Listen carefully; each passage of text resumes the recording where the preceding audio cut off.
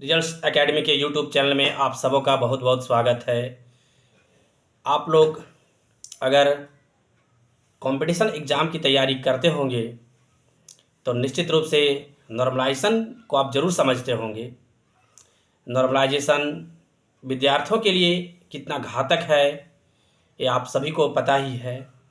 Normalisation की प्रक्रिया बहुत ही ख़राब है और आज तक नॉर्मलाइजेशन किस आधार पर होता है यह कोई नहीं समझ पाया है। कोई भी किसी भी टीचर कोई भी स्टूडेंट्स आज तक इसका क्या रूल है, इसके का मापदंड है, कोई नहीं अच्छी तरह से समझ पाया है। और यह प्रक्रिया बंद भी होना चाहिए क्योंकि इसके आड़ में सेटिंग बहुत ज़्यादा होते हैं, बहुत ही ज़्यादा। 120 वाले की नौकरी हो जाती है, 150 वाले की नौकरी नहीं होती है। तो आप सोचिए ये कितनी बड़ी धोखा है।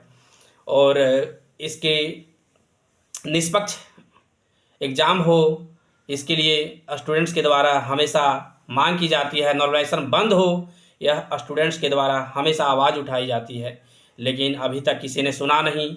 और उत्तर प्रदेश में आरओ की एग्ज़ाम जो है 2 दिन अर्थात 4 सिटिंग में एग्ज़ाम कराने का निर्णय लिया था उत्तर प्रदेश की सरकार ने, लेकिन वहाँ के विद्यार्थियों ने इसे भारी विरोध किया। और उन लोगों का कहना है कि इस एग्ज़ाम को बस सिर्फ़ और सिर्फ एक सिटिंग में लिया जाए ताकि नॉर्मलाइजेशन का सिस्टम ना हो। क्योंकि आप देख सकते हैं कि इतने बड़े देश हैं और जब लोकसभा का चुनाव होता है, विधानसभा का चुनाव होता है, पूरे देश की चुनाव महज कुछ ही दिनों में हो जाते हैं। तो सोचिए उसके पास इतने संसाधन उपलब्ध हैं जो इतने बड़े देश का चुनाव कुछ ही दिनों में कर लेते हैं, लेकिन और पूरे देश का चुनाव काउंटिंग उसका बस एक दिन हो जाता है। आप सोचिए, लेकिन स्टूडेंट्स की बात को कोई नहीं समझता है।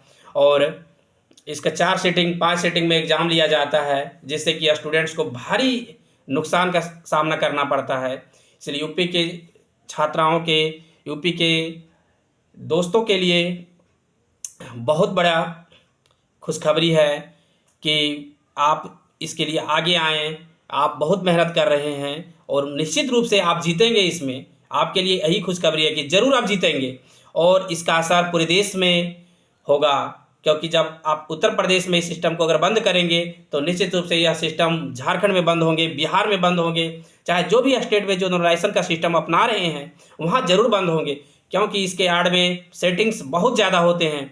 आप लोगों ने देखा होगा, एक बार आप सुने होंगे जैसे सीजल की परीक्षा में भी इसके लिए बहुत ही ज़्यादा आंदोलन हुए थे, लेकिन यहाँ भी नहीं सुनी गई।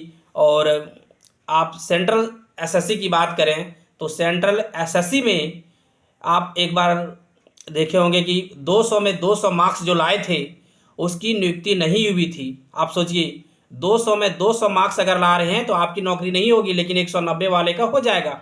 क्योंकि उसका कहना है, एसएससी का कहना था कि 190 नंबर जो लाए हैं उसके क्वेश्चन टफ थे, इसीलिए उनकी नौकरी हो गई। जबकि आप सोचिए अगर आपको 200 क्वेश्चन दिया गया है तो आप 200 में 200 अगर ला रहे हैं तो आपकी नौकरी क्यों नहीं हो रही बताइए। क्योंकि क्वेश्चन अगर इजी दिया तो एग्जामिनेशन जो ले रहे हैं उस एजेंसी का गलती है, सरकार की गलती है, लेकिन स्टूडेंट्स का इसमें क्या गलती है। लेकिन वैसा नहीं हो पा रहा था। तो नॉर्मलाइजेशन की प्रक्रिया बिल्कुल बंद होनी चाहिए क्योंकि पूरे देश में इसके लिए बहुत ही लोग तरस थे और उम्मीद करते हैं कि आने वाला समय में ज़रूर बंद होगा। यह सिस्टम जो है सो काफ़ी बहुत ही ज़्यादा गलत है। जो छात्र तैयारी करते हैं, कंपटीशन की तैयारी करते हैं, उन्हें यह पता है कि नॉर्मलाइजेशन उनके लिए कितना घातक है। और तो इस वीडियो को जितना हो सके शेयर कीजिएगा और जो जो लोग नॉर्मलाइजेशन से त्रस्त हैं उनके तक यह वीडियो ज़रूर पहुंचनी चाहिए। बहुत बहुत धन्यवाद। और हम लोग जल्द ही इसका झारखंड में भी एक बहुत बड़ा आंदोलन करेंगे जिससे कि झारखंड के एग्ज़ाम में भी नॉर्मलाइजेशन नहीं बंद होगा। तो इसका आंदोलन बहुत ही ज़रूरी है करना। नॉर्मलाइजेशन बहुत ही गलत है। आप लोग देखे होंगे सहायक आचार्य में जो कुछ दिन पहले एग्ज़ाम हुआ, इतने शिफ्ट में किया गया। बताइए, इसको भी 1-2 शिफ्ट में किया जा सकता था, लेकिन वैसा नहीं किया। सिर्फ और सिर्फ सेटिंग्स इससे हो जाते हैं। इसीलिए नॉर्मलाइजेशन ज़रूर बंद होना चाहिए। जो भी हमारे चैनल पर नए हैं वो सब्सक्राइब कर दें। धन्यवाद।